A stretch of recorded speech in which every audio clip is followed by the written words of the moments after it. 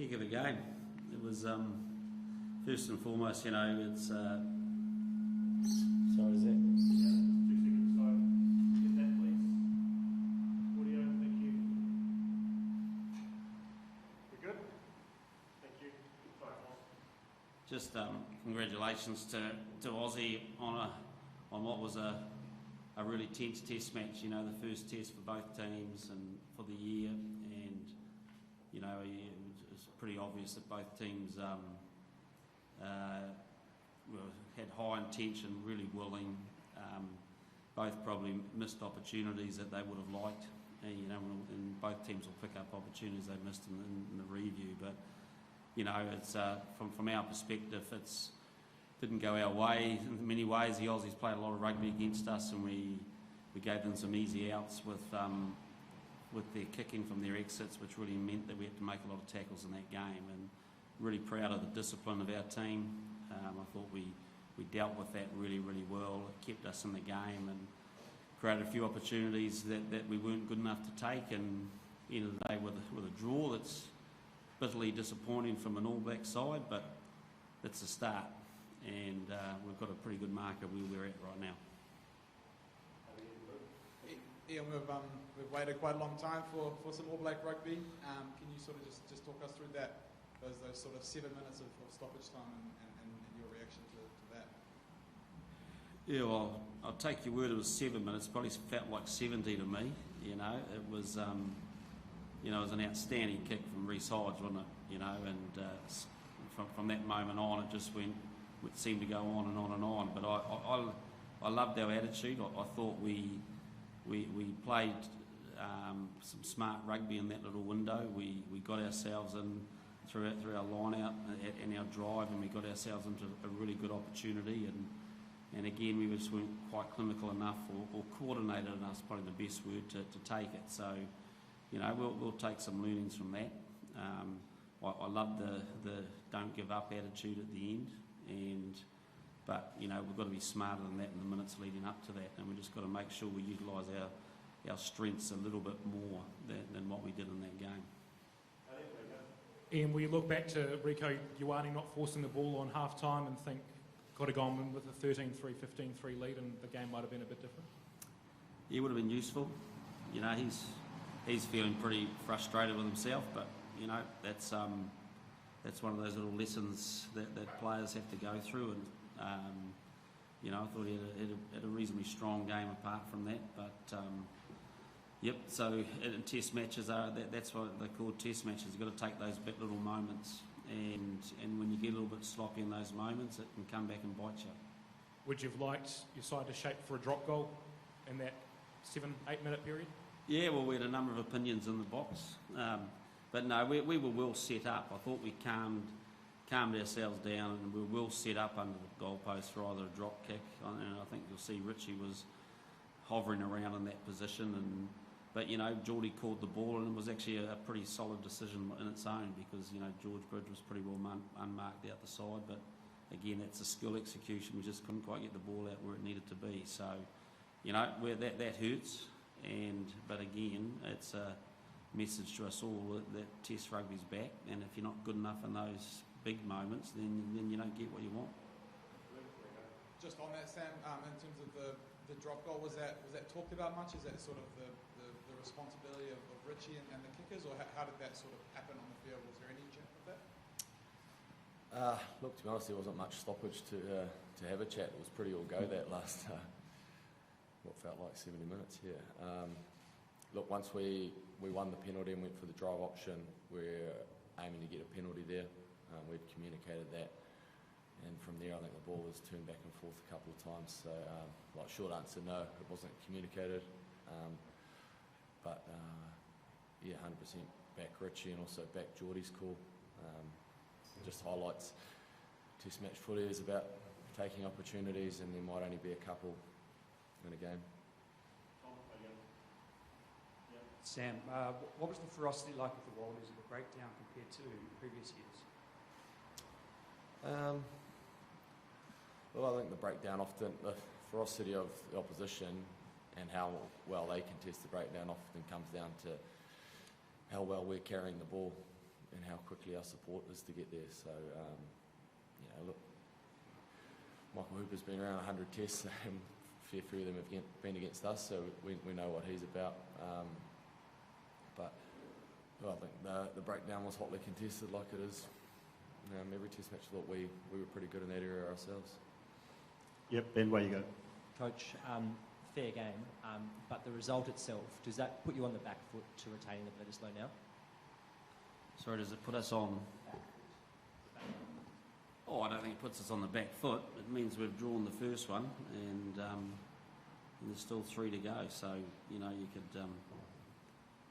So that, I guess that turns it into a best of 3 Bledisloe, which makes it nice and simple, doesn't it? You've got to win 2. So nothing really changes for us, to be honest. Like the Bledisloe is important for us, and this test showed that where both teams are at, and I think both teams will walk away from that with a lot of positives and a lot of stuff that they'll think they can go and do better next week. So look, it bodes for a great series, and hopefully that gets people excited. And but we can't wait for Eden Park now, and we've got a job to do. And Eden Park's pretty special for us, and we want to play well up there, and we're going to have to, and we saw that tonight. So, but it does mean it's going to be a best of 3 in the Bledisloe now. So that makes it nice and simple for the public. Yeah, Sam. The All Blacks made 190 tackles tonight. Did you feel it was a game where you were just tackling the whole night? I mean, the Wallabies only made 90. Did it feel like that? The first half it did particularly, but also felt like we were defending really well, and we were creating some opportunities from turnover ball. Really pleased with our discipline. But yeah, look, in test matches you can't be defending the whole time. It'd be quite nice to apply a wee bit more pressure with the ball. And I think that'll be an area of focus for us this week. Ian, is Rico's blunder before half-time, is that the reason you haven't come away with the win tonight, today? No, not at all. It's we had a chance to win the game in the last 10 minutes, and we weren't good enough to execute that. So you don't dwell on errors in test matches. There's a whole lot of errors before that and a whole lot of errors after that. So, but there certainly are some learnings, and it's. I think, like I said, both teams will look at a couple of missed opportunities at key times that they may have failed to gain given them some momentum. I mean, there's no doubt it would have been nice, but certainly not the reason we drew the game. Just a question for Sam. Given that you basically played a golden point period of that last injury time, but do you think there's any room for perhaps that to be introduced into test matches? I'm probably on the fence on that one a wee bit. I mean, I enjoy watching Golden Point when it comes to league, but geez, it was a heck of a tough last 10 minutes. And then, some games, it just doesn't feel like their, draw is a fair result. But I don't sit either way on that, to be honest. Sorry, Jamie. Sam, obviously you waited a long time for this. What's your overriding sort of emotion, when you reflect on that test? Was it, obviously you guys came through a lot of adversity in the end, could have won it. Disappointment or quite proud of how the guys stood up?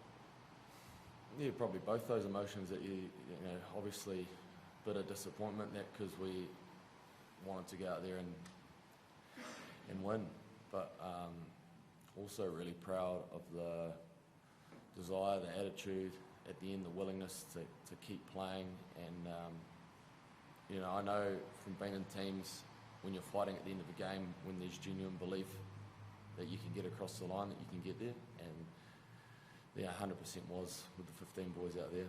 There was absolute belief, no matter what, that we were going to get there, and unfortunately we didn't quite, but that doesn't come down to those last 10 minutes. So yeah, lots of emotions, but it's funny after as buggered as you are after a test match like that and a result like that, already looking forward to the next one. We'll go to the last couple of questions. We've got Luke here and then one more. Ian, especially in that first half, obviously the Wallabies had a lot of ball, you guys were defending pretty well as well. Was there anything that surprised you from how they played in terms of compared to how you maybe prepped for it? Yeah, not really. From a sense of, I think we'd spoken beforehand. We thought they'd play a lot of ruck and run, a lot of ball retention type rugby. I thought they did that. They, they're developing some strong ball carriers, and they wanted to use those quite in the quite close quarters. But like Sam said, I think that it was a pretty even contest in that area. I thought we held them pretty well. I think both teams. I think the conditions meant that neither team probably could really play with the width and maybe bring some other things they would have perhaps wanted to do in this game into play, and it probably narrowed it up and turned it into more of a carry tackle contest. So maybe we'll see a little bit more in the next one. Get a nice fine day. And can I just make one thing? I've actually forgotten to add this, but just to Michael Hooper on his achievement. I think he's been an outstanding competitor against us for a long time, and 100 tests is a very, very special occasion, and I know we celebrate it a lot when it happens to one of our players, so just congratulations to him and what he's achieved. Yeah, thanks, Foz. Sorry, where you go? Yeah, I'd like to reiterate that he's been an outstanding competitor for a long time, and to think that he's only 28, he's probably got a few more tests in him, so congratulations to Michael. Last question from you, Philip. Thank you. Yeah, you mentioned Rico was obviously frustrated by not to score that try. How do you kind of pick him up after a moment like that, with another Bledisloe coming up? Sounds like the article you're going to write about him. Might need to pick him up. He's okay. I think part of international rugby, like I've already said, is that you make an error, you move on, and so he's a confident young man, and he's got to learn from that one little thing, but he can also focus on a whole lot of good things that he did in that game too. Given all the ball you guys had, especially in that first half, that Reece Hodge attempt, ball at the end there, do you feel a little bit hard done by? You didn't maybe win this test? Oh, we had our chances. Clearly, they had theirs right at the end as well. So, I thought we played with a lot of courage. We found ourselves down. We found a lot of space in behind them. We had a lot of ball, but the quality of our clean out just wasn't good enough. And it's an area we need to be better next week. We gave away 14 penalties, and a big chunk of those are post tackle. After that kick hit the post from Hodge at the end there, and you guys got the ball back, was drop goal in the mind? Was that something that was spoken about? I guess, is that what you would have wanted to see? Yeah, we practiced it during the week. So James O'Connor dropped back in the boot. I'm not sure what happened there around communication, but we ended up going a little bit wider than that and turned it over. So, opportunity lost, obviously. Fair game. Can I ask, where do you think it leaves Australia in terms of the overall Bledisloe complexion now with 2 tests at home? Are you now favourites? No.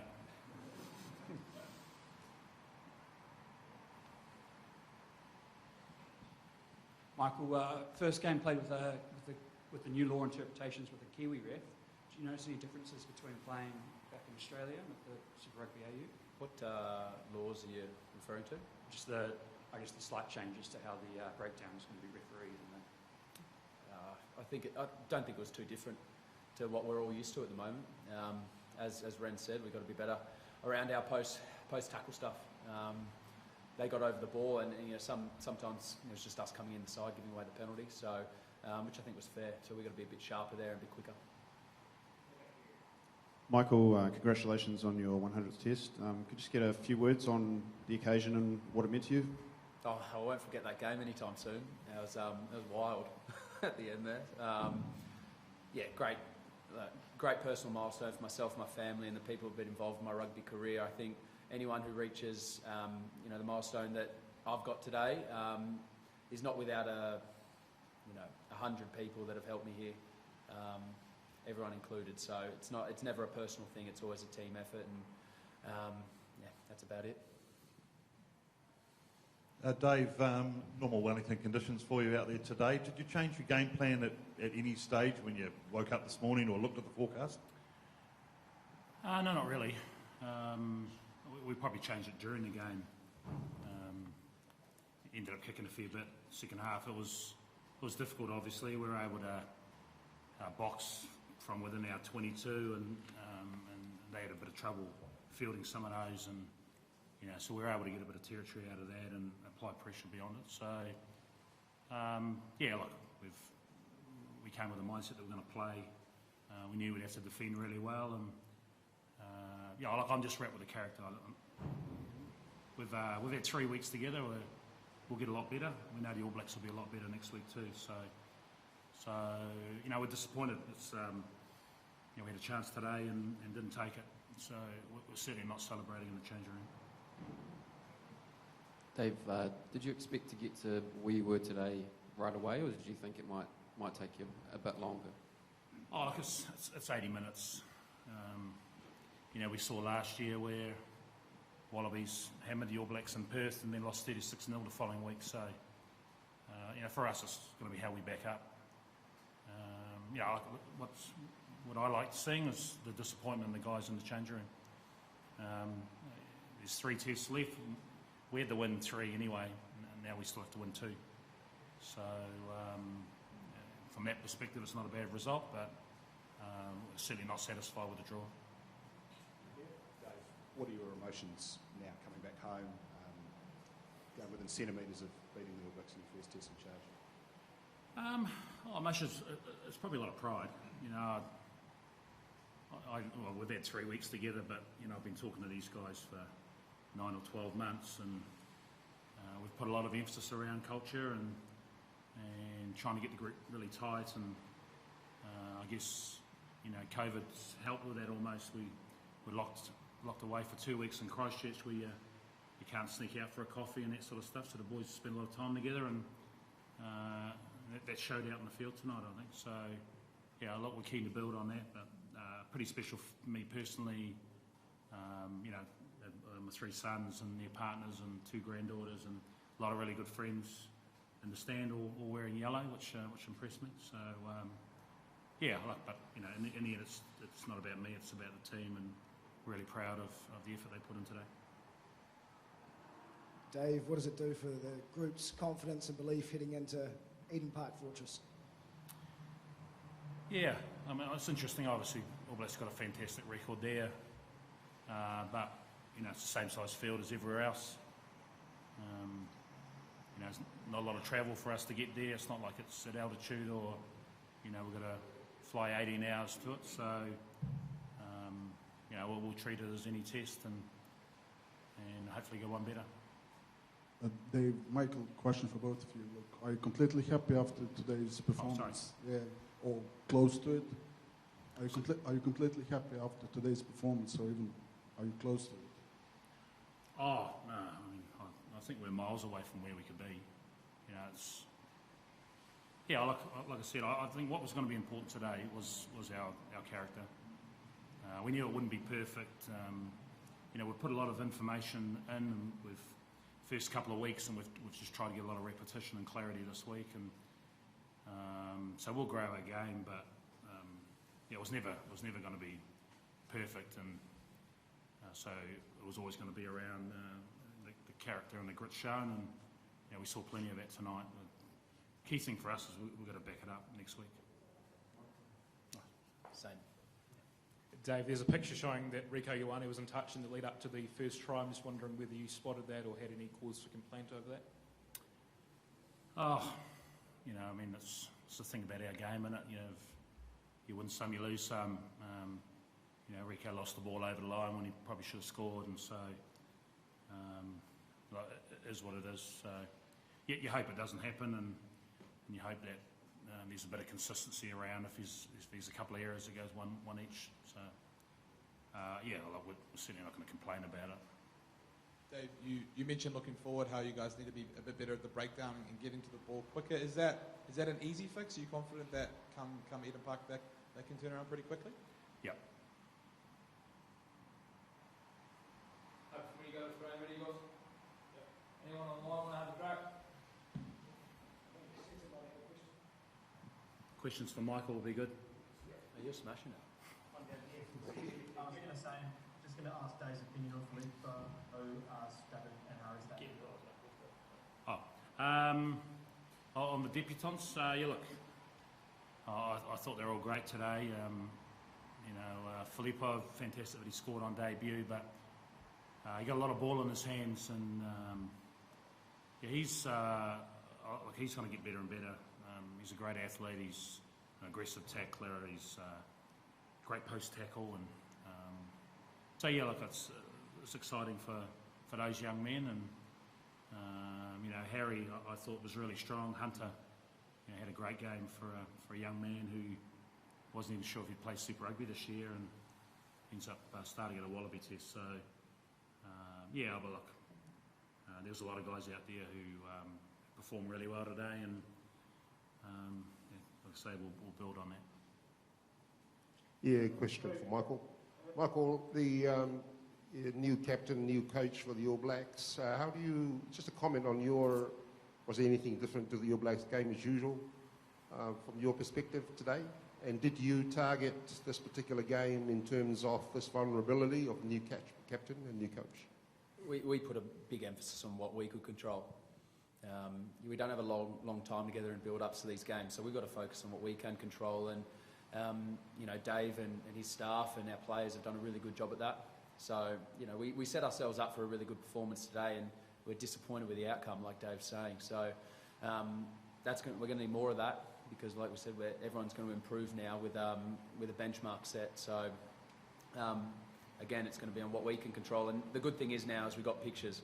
We've got pictures of where we can improve and how we can mark ourselves. Christy, you got something? Yeah, Hoops, just where does that test rate, hey, in your century of tests? Hundreds.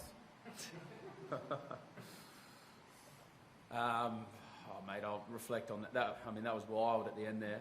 Won't forget it anytime soon. It was four seasons in that game there at the end, and so much turnover ball, but something that I'm sure all of our players, our debutants, everyone in that game, on and off the field, will remember for a while. Anything else on line, boys? Was there any injuries at all, or everyone sweet? No, we come through pretty well. There's a couple of guys with slight niggles that we ended up precautionarily taking off, but bit of blood for Nick White, but outside of that, all good. Marty, I've got one. Finish off for Herbs. Herbs, both you and Dave said that you're disappointed in the result because you wanted to win, but would you not accept that, given last year 36-0 and the way the World Cup finished, that was a huge improvement that should sort of give encouragement to all Wallaby supporters? Just say yes. Yes. There's a lot there, mate. Look, it's so soon after the game. We're going to digest it. We're going to go back to the drawing board and look at what we can improve. Look, we love playing for this jersey. We love playing in this jersey. It never gets lost on guys. Even guys who've been around for a while now. So, what the hell is that? Yeah. No, I can't. We'll digest this. We'll get around each other, and we'll go again next week. Dave, can I ask about the lineouts? You look like you're having a problem with them, and then you seem to tidy it up again. Yeah. There was a bit of skullduggery on one where an arm was grabbed, but you expect that at this level. So, look, it's a challenging area. All Blacks generally have the best defensive line out in the world, and they put a bit of pressure on us again tonight. So, we'll come up with a plan. Abby? Can I just ask one, Marty, about James O'Connor, first time wearing the 10 jersey in 7 years, and what your thoughts were on the way he controlled the game and his poise, I guess, towards the end? Look, I thought Rabs was excellent. I've been really impressed with him. He's really mature. He's very comfortable in his own skin. He understands our game. He's driven. He's very disciplined. And so, he's made great shifts, and we were always keen to get Noah out there at some stage, but the game was tight and James was going well. So, credit to him. I thought he controlled the game really well, and would have been nice if he got a bit of ball to slot a drop goal late. But I think he's going well. Thanks. Caleb, just reflect on your first taste of Test rugby. It's pretty surreal when you do something, when you achieve such a big goal in your life. It's a big process to all take in, so I'm still buzzing. The one thing that sticks out for me though is dropping that kick off the post, that last penalty. But I'm just so glad just to tick off something so big in my life and get to do it alongside my mates like Paddy and Hoss. Do it alongside people I grew up with. So it's just a real special way. Hi, Patrick. Caleb was playing in his first. I mean, it's certainly not your first Test match, but I mean, how about that one for a finish? I mean, how is that sort of thing trying to negotiate, out on the field for the players? Well, first of all, certainly happy that we've got our 3 debutants on. Extremely proud of these 2 right beside me. Seeing them go right through the Auckland and Blue setup, and to see them actually get on and have a lot of impact, get the ball in their hands and have a lot to do. It's pretty amazing. And the game itself is quite a somber feeling now. A draw, it almost feels like a loss for us. It sets us up well for our preparations leading into Bledisloe Test number 2. So no doubt that our prep during this week will probably step up a little. Hoskins, what about for you, mate? How did that feel getting on? Was it what you expected in terms of physicality and playing against an Australian side? I think coming on when I did, I think I was expecting to get on a bit later, just especially how the game was going. It was quite tight, but when I got the nod, I was just keen as to get on and just throw myself at them and see what it's like. But it's definitely a step up from Super Rugby, and it's all good.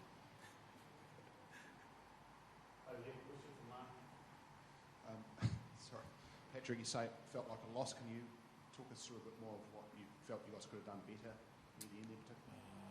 I think the kicking game for both teams was a struggle, especially in those conditions. The Cape Town balls the winds are always swirling, and I think any team who puts up a contested ball, it's going to be hard to try and catch. So I think that put us under pressure. Not only us, but both teams. And also, I think we didn't really get a flow of the game. It's quite stop-start and a lot of scrum resets, and it just, in terms of that, I think it's not really up to our standard. And, for myself, I feel like it wasn't a game that was Test match level, although it was a Test. And one for Caleb as well. Can you talk us through the last few minutes out there, if you can? What was going through your head, and what was the talk, and how were you guys building towards potentially getting that winning play? Well, when they got that penalty halfway, I was hoping they're going to miss, and it did, but ended up dropping that ball off the post. So first my heart sank. The first thing I actually thought was, did I just lose us the game? But then, when we fought back, defended our line really well, I was just hoping we weren't going to get penalised. And then the turnover happened, and just keen to attack, just wanting to get that first win, and I thought we were when we were right on their line. And so it was quite the emotional roller coaster, for me personally, because it first started off with a drop ball, and then it ended up, right on their line. So still processing it all, but just real grateful to be here. So, yeah. Patrick, just can you talk us through right at the very end? Obviously, Dave Rennie talked about he was pretty annoyed with his side not going for the drop goal. Would you have liked to see someone get in position to attempt a drop goal in that situation?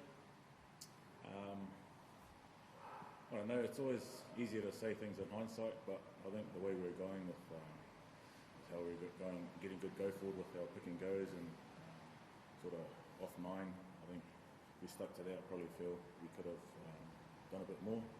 But look, in Test matches, you're going to get the ball going out wide, and you're going to get different calls. So I think at the end of the day, it's a test match, and whatever happens, happens. Paddy, just with Sam Kane, start of his new reign as captain, he looked pretty influential throughout, and especially in that last 8 minutes or so, and I think he made 25 tackles and didn't miss any. Just a word on his influence and leadership and performance. Very massive. You know with him that what he says, what you see is what you get. He's a tough worker, and he doesn't say much, but when he does, he actually backs it up with his actions. And like you said, 25 tackles, none missed. I think that speaks for itself. And I think him coming into his captaincy role now, I think he has a big part to play in the next couple of years, and I think he's just growing with that. I know certainly that the years I've played with him, he's been very influential in how this team goes, and I'm very happy for him, and I'm quite excited to see where this goes. Joe, over on the left, and then we'll finish with Luke here. Paddy, did you say anything to Rico, or no words needed in that situation? No words needed. Look, it's rugby. Anything happens, and I know he'll be feeling pretty down. But I think, like the young man he is, he'll be chirpy about it, and he'll take it on the chin. Caleb, you mentioned that drop you had off the post, but you had some pretty big, powerful runs like we're used to seeing in Super Rugby Aotearoa. How much hunger does that leave you wanting to maybe start or be picked to start next week? Yeah, quite a lot. I think I was just more excited to be on the field. Sort of mentioned before that first run, I was just thinking in my head, don't drop the ball. So yeah, just now we've got that first taste. I just want a bit more now, and just see what Fozzie has to say. But all in all, just real happy and grateful to firstly get on the field and then get to play. But yeah, just happy.